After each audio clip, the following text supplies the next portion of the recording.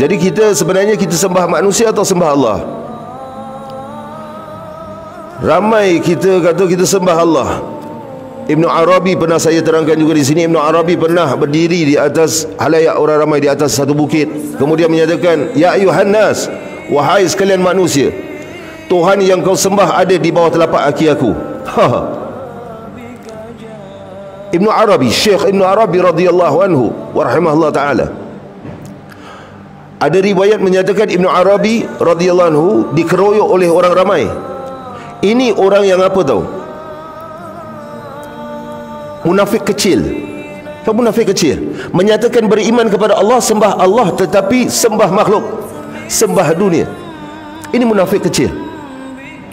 Mulut saja Allah, hati tidak Allah. Sedang hati ini dibawa menuju yaumul qiyamah. Ada satu malaikat yang akan mencatat, menilik, memerhatikan hati kita ini. Sebab itu Allah sebut apa? Nabi SAW sebut apa? Inna Allah yanzuru ila suwarikum walakin yanzuru ila qulubikum wa niyatikum. Sesungguhnya Allah tidak memandang luaran kamu, tapi Allah memandang hati-hati kamu dan niat-niat kamu. Hati masih lagi dunia, hati masih lagi makhluk, mengharapkan makhluk. Jadi apabila riwayat ini dia dikeroyok oleh orang ramai. Ada riwayat menyatakan mati dikeroyok Ibn Arabi, ada yang menyatakan diselamatkan oleh seorang ulama juga. Kemudian orang-orang ini semua menggali tempat yang dikatakan itu ada Tuhan kamu yang kamu sembah. Apa yang didapati? Jongkong-jongkong emas. Jongkong-jongkong emas. Itulah orang-orang yang cintakan dunia, dapat emas berebut-rebut. Ibn Abbas radhiyallahu anhumah ada dalam satu riwayat menyatakan ramai orang di yaumul qiyamah yang datang dengan ibadah yang besar, yang banyak sekali. Banyak, kita sering dengar hadis, satu hadis ada ramai di yaumul qiyamah datang dengan amalan yang banyak kemudian jadi bankrupt kan. Siapa orang tu? Orang yang mengumpat kan. Ini lagi satu daripada Ibn Abbas, Abdullah bin Abbas radhiyallahu anhu, sepupu Rasulullah SAW, pentafsir Quran yang handal. Berilah tafsir Ibn Abbas. Beliau didoakan oleh Nabi SAW yang kita selalu doa, Allahumma faqihna fid din wa alimna ta'wil. Itu yang Nabi doakan kepada Ibn Abbas, Allahumma faqihhu fid din wa alimhu ta'wil. Ya Allah, berilah dia kebijakan dalam agamanya dan berilmu, dan berilah dia ilmu dalam pentakwilan ayat-ayat Allah. Ibn Abbas menyatakan di hari kiamat kelak akan datang ramai orang dengan amalan yang banyak, begitu banyak, tetapi mereka itu dicampak ke dalam neraka. Kerana apa? Mereka datang dengan amalan yang banyak, dengan solat tahajud, solat duha. Ini bukan untuk kita tidak solat tahajud, tidak solat duha, untuk kita introspeksi diri kita, muhasabah diri kita. Dengan bacaan Al-Quran, siapa yang baca Al-Quran teruskan baca Al-Quran, tapi untuk muhasabah diri. Tasawuf ini untuk membersihkan hati, tapi bukan untuk menuding jari. Untuk menuding jari pada diri, bukan kepada orang lain. Tasawuf ini untuk bersihkan hati kita. Buruknya, makin belajar tasawuf makin buruknya aku ni. Kenapa mereka dicampakkan ke dalam neraka? Kerana diperlihatkan satu saja nikmat dunia ini, mereka berebut-rebut.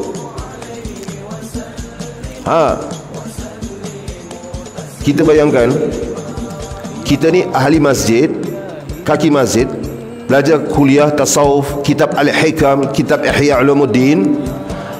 Kemudian tiba-tiba di Mustafa Center ada sale Toshiba bagus ni brand, Samsung TV 48 inci. Engkau bapunya besar. Saya main hentam je, saya pun tak tahu berapa besar 48, tapi besar agaknya tu, 20 lebih je dah besar kan. 48 inci, harga 995. Berebut orang. Pak Haji pun berebut. Antaranya contoh semasa. Contoh semasa jadi orang tahu. Berebut tak? Berebut. Waktu apa? Maghrib. Antara Maghrib dan Isyak. Baru itu je berebut. Pergi seafood, kita belajar jaga perut. Kerana banyak makan, tidak ada tempat yang paling Allah murka.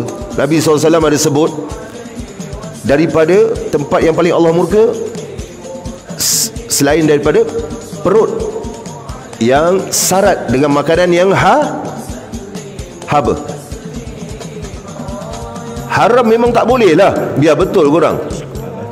Yang halal, tempat yang paling Allah murka ialah perut yang syarat dengan makanan yang halal.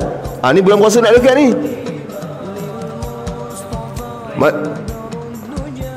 Yang halal, haram tu memang tidak boleh. Kan saya sudah sebut 2 minggu lepas, cukuplah seorang anak Adam makan untuk menegakkan tulang sulbinya untuk ibadah. Kita makan untuk apa? Untuk fit apa? Fit apa dalam bahasa Melayu? Untuk suap nafsu kita kebanyakan. Bukan untuk suap diri ini, asbabnya, bukan kerana makan kita boleh beribadah, tapi asbabnya untuk ibadah, niatkan untuk ibadah. Itu dia, pergi seafood, satu kepala, eat all you want, $10. Berlari-lari macam nak masuk syurga, macam nak cium Hajar Aswad. Rupanya nak pergi kepada udang, ketam, cili crab, $10. Ini contohnya. Orang-orang yang apa, amal banyak, tetapi bila diperlihatkan sedikit, satu aja hal dunia ni, tapi berebut, lupa semuanya.